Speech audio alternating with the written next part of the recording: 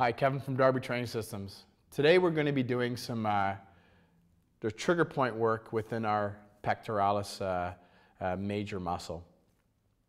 We're going to target a little bit of pec minor, but it's a bit more difficult because it runs underneath.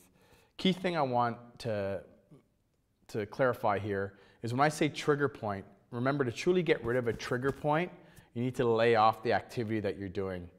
And as we work through here, the best way to target trigger points is 8 to 10 small movements and then move on.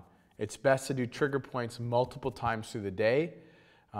You will know when that trigger point is starting to go away because as you do it, it won't hurt anymore. For some people that may be within a few sessions, for other people it might be for an extended period of time. The issue is when you work on trigger points and then train, yes, it helps the muscle to fire and it increases range of motion a little bit for the shoulder, but you will end up retightening that trigger point. So it never really goes away. You're just getting temporary relief, enough to work out, but you're not really getting rid of the problem. With that said, I'm going to show you some of these techniques that you can use immediately to improve your workouts.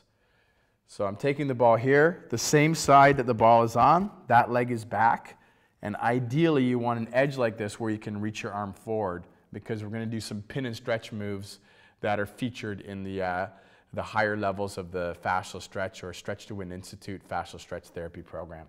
So from here, I'm going to pin the ball on the wall, and I'm just going to scan around the pec muscle. I'm going to scan along the sternal attachment, along the clavicular attachment, and find where the opportunities lie.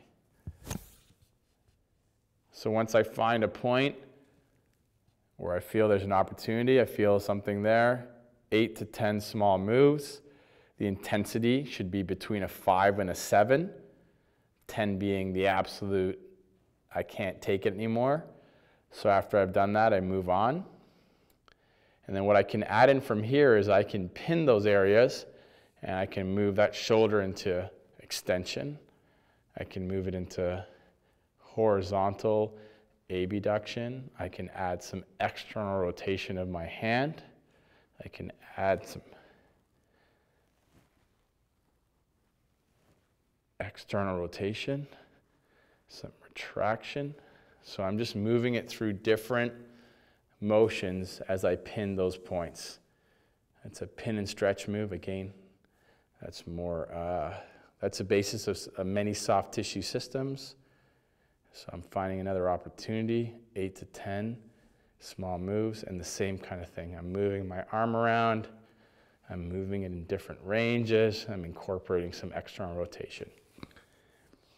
In many cases, after using this lacrosse ball on someone's pec, you'll see an improvement in the wall arm slide assessment that we use in the DTS level 1, or physically looking at the person, you may notice that they're slightly more externally rotated in the shoulder. That will allow them to get a more stable position when they're training. Remember, mobile to move and stable to train.